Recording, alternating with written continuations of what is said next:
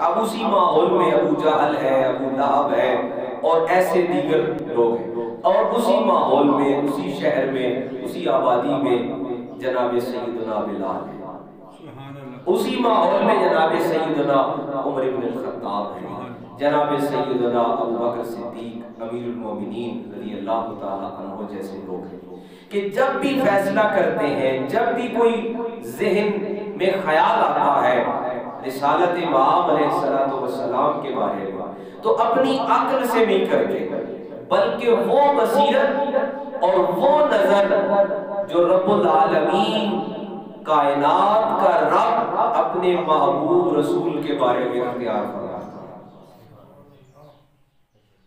پھر وہ کیا کرتے ہیں کہ وہ کبھی یہ نہیں کہتے کہ آپ ہمارے جیسے ہیں، ہم آپ جیسے ہیں، کبھی یہ نہیں کہتے کہ آپ ہمارے جیسے ہیں، بلکہ وہ تو یہ کہتے ہیں کہ آپ جیسا کون ہو سکتا ہے، اور پھر وہ پہلے مداح رسول ہے، پہلے نعتخوان رسول ہے حضرت سیدنا حسان، اور ان سے بھی پہلے جناب سیدنا ابو طالب علیہ السلام، وہ یہ فرماتے ہیں کہ آپ جیسا تو خوبصورت کسی ماں نے جنا نہیں۔ یہی بات یہاں بتائی گئی کہ یہ جو لوگ یہ ذہن بنا رہے ہیں، یہ دراصل ان کو کفر کی طرف لے کے جا رہا ہے۔ اب ہمارے سامنے کفر کی تعریف اور کفر کی ڈیفینیشن اور وضاحت یہ ہے کہ کفر ایک ایسا خیال ہے، ایک ایسی سوچ ہے جو دراصل بارگاہ رسالت کے بارے میں درست ذہن نہیں رکھتا۔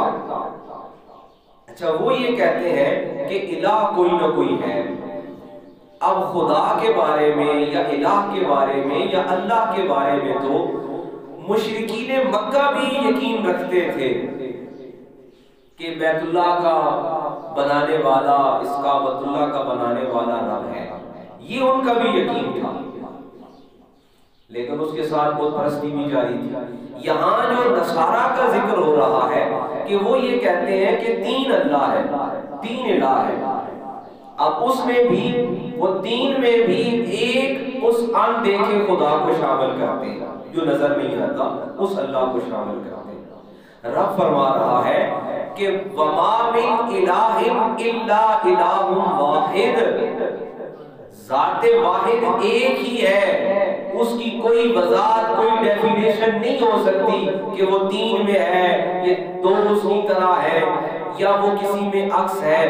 ایسا کوئی بھی نظریہ، ایسا کوئی بھی ذہن، ایسا کوئی بھی خیال، فرمایا کہ یہ کفر پر مبنی ہے۔ اب دراصل بارگاہ رسالت میں وہ خرابی کر رہے ہیں۔ اب رسالت امام علیہ السلام، حضور ختمی مرتبت جناب محمد مصطفیٰ کریم صلی اللہ تعالی علیہ وآلہ وسلم کے پاس بھی یہی معاملہ پیش آیا کہ لوگ آتے اور آ کے کہتے ہیں کہ ہم تو پہلے بھی اللہ کو مان رہے ہیں، ہم تو پہلے بھی آخرت پر ایمان رکھتے ہیں، ہم تو پہلے بھی عذاب اور جہنم اور جنت پر یقین رکھتے ہیں۔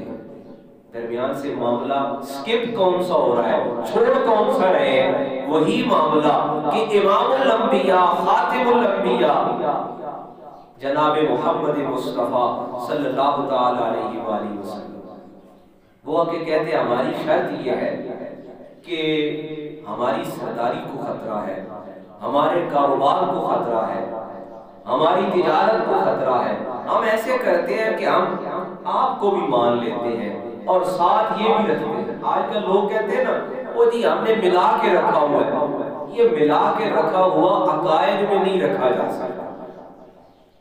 لوگ کہتے ہیں یہ تین دنیا کو ساتھ چلانا چاہیے، یہ ساتھ نہیں چلایا جا سکتا۔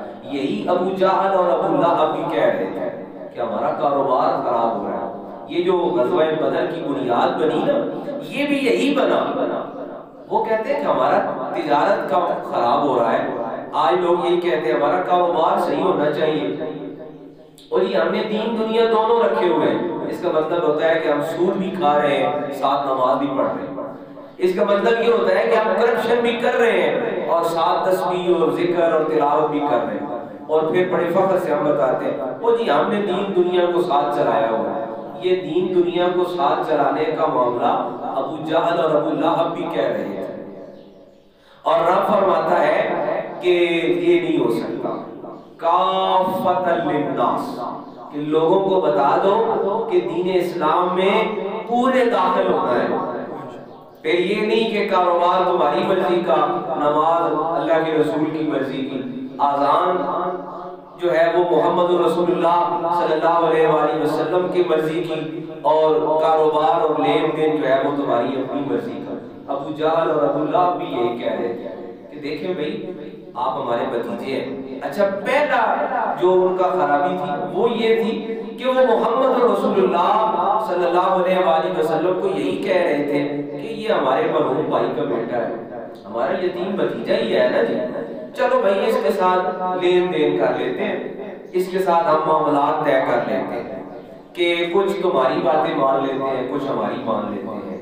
اور اللہ کریم نے وہی نازل فرمائی کہ ان کو بتا دو کہ نشتروا الضلالۃ بالہدی، کہ یہ کاروبار جو ہے نا یہ خسارے کا ہے، یہ لین دین نہیں ہو سکتے دین کے معاملات میں. دین کے معاملات بالکل سیدھے اور صاف ہیں. اور پھر دین اسلام کا حسن یہ ہے، اس کی خوبصورتی یہ ہے اور اس کی وسعت یہ ہے کہ اس میں دین صرف مسجد میں نہیں ہے. ہم یہ سمجھتے ہیں کہ دین صرف یہ ہے کہ اذان ہو اور ہم مسجد میں جائیں، وضو کریں اور نماز پڑھ لیں، اس کے بعد دین ختم، اس کے بعد ہماری اپنی مرضی. حالانکہ دین یہ نہیں ہے. دین جو ہے وہ ہماری ساری زندگی کے سارے معاملات کے ساتھ ہے.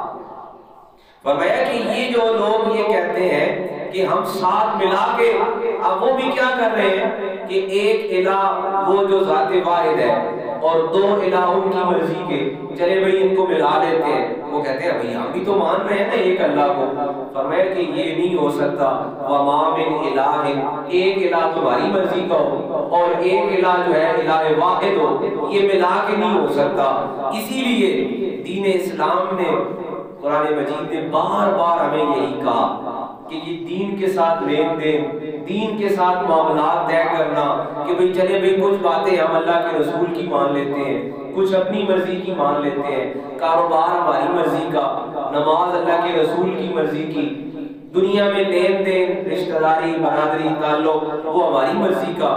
ٹھیک ہے بھئی حج اور نماز اور یہ جو ہے روزے یہ جو ہے یہ اللہ کی مرضی کے. ایسا ہرگز نہیں ہو سکتا. فرمایا افلا یتوبون، اب یہ یتوبون کا مطلب یہ ہوتا ہے لوٹنا پلٹنا. مفسرین کرام فرماتے ہیں اس کا مطلب ہوتا ہے کہ صحیح راستہ، کہ پہلے ایک انسان غلط راستے پہ چل پڑا، اس سے پلٹ کے صحیح راستے پہ آنا. صحیح راستے پہ آنے کا مطلب کیا ہے کہ انسان اپنی زندگی کے جتنے معاملات ہیں، وہ چاہے کاروبار سے متعلق ہیں، وہ لین دین سے متعلق ہیں، وہ حقوق و لباس سے متعلق ہے، وہ ہمارے ذریعہ معاش سے متعلق ہے، ان ساروں کو ایک الہ واحد جو ہے اس کی مرضی کے مطابق ڈالنا. فرمایا جب ایسا کر لو گے نا واللہ غفور الرحیم، پھر تمہیں اپنا رب بخشنے والا اور رحم کرنے والا ملے گا. تو حاضرین محترم یہی آیات ہمیں، عیسائیوں نے تو جو کیا انہوں نے کر لیا نا. اب سوال یہ ہے کہ یہ آیات قرآن مجید میں باقی کیوں رکھی گئی؟ اس لیے رکھی گئی کہ ہمیں یہ بتانے کے لیے کہ انہوں نے تو وہ دو تین الہ بنا لیے کہ ایک الہ وہ جو رب اور دو الہ ان کی مرضی کے، اور انہوں نے کہا ملا کے چلا رہے ہیں. اب ہمارے پاس اچھا یہ بات بھی ایک یقین رکھنی چاہیے، حضور نبی رحمت صلی اللہ علیہ وآلہ وسلم نے اپنی زندگی کے آخری ایام میں میدان احد میں جا کے، جہاں پہ شہدائے احد کی قبور مبارکہ ہیں، وہاں پہ جا کے ایک صحابہ کرام سے وہاں پہ دعائیہ تقریب کی گئی، ان کا اصالہ ثواب کا اہتمام کیا گیا. اور وہاں پہ صحابہ کرام سے فرمایا کہ خطبہ کہ میں قریب تم سے جدا ہونے والا ہوں، مجھے اپنے بعد اپنی امت سے شرک کا ڈر نہیں ہے. خطرہ ہے کہ میری امت دنیا پرستی میں غرق ہو جائے گی، دنیا پرستی میں ڈوب جائے گی، مجھے اس بات کا خطرہ ہے. اور اب یہ آیات ہمیں یہ بتا رہی ہے کہ نصارہ کے ہاں عیسائیوں کے ہاں معاملات خراب ہوئے توحید اور رسالت کے حوالے سے، اب ہمارے ہاں معاملات خراب ہیں، ہماری دنیا کی زندگی کے جو معاملات ہیں، ہم نے وہ الہ تو نہیں بنایا، اور یہ اللہ کے رسول کی رحمت ہے کہ ہم اس الہ کے بنانے سے بچ گئے کہ جو انہوں نے رسول کے بعد 3 خدا بنا لیے، 3 الہ بنا لیے، ہم وہ بنانے سے تو بچ گئے، لیکن ہم نے اپنے اور چھوٹے چھوٹے بت بنا لیے۔ اور وہ بت کیا ہے؟ وہ بت یہ ہے کہ بھئی نماز اللہ کی مرضی کی اور کاروبار ہماری مرضی کی۔ نماز اور حج اور روزے جو ہیں یہ اللہ کی مرضی کے، اور باقی دنیا کے جو ہمارے معاملات ہیں، حقوق و لباس ہیں، لین دین ہے، وہ ہماری مرضی ہے۔ اور یہی بات قرآن مجید نے بتائی کہ وَمَا مِنْ إِلَٰهٍ إِلَّا إِلَٰهٌ وَاحِدٌ۔ دیکھو بھائی بات یہ ہے کہ الہ ایک ہے، اس کا مطلب کیا ہے کہ جب ہم یہ یقین رکھتے ہیں کہ الہ ایک ہی ہے، تو پھر اسی الہ کی جس کی نماز ہے، جس کے لیے حج ہے، جس کے لیے روزہ ہے، جس کے لیے تلاوت ہے، جس کے لیے تسبیح ہے، پھر زندگی کے سارے معاملات، کاروبار، معیشت، لین دین، سارے معاملات اسی ایک الہ اور اسی کے بتائے ہوئے رسول کے طریقے کے مطابق ہونے چاہیے۔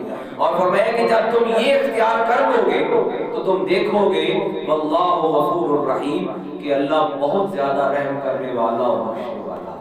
تو عزیز محترم، یہ قرآن مجید کی آیات ہمیں دعوت فکر دے رہی ہے کہ کہیں ایسا تو نہیں کہ ہم وہ بت تو نہیں بنا رہے، لیکن ہم نے کوئی نئے بت تو نہیں تراش لیے کہ ہم معیشت، کاروبار، لین دین اور اپنی زندگی کے جو معاملات ہیں وہ بجائے رب العالمین اور حضور رحمت للعالمین صلی اللہ تعالیٰ علیہ وآلہ وسلم کے احکام کے بجائے ہم اپنی مرضی سے تو نہیں چلا رہے۔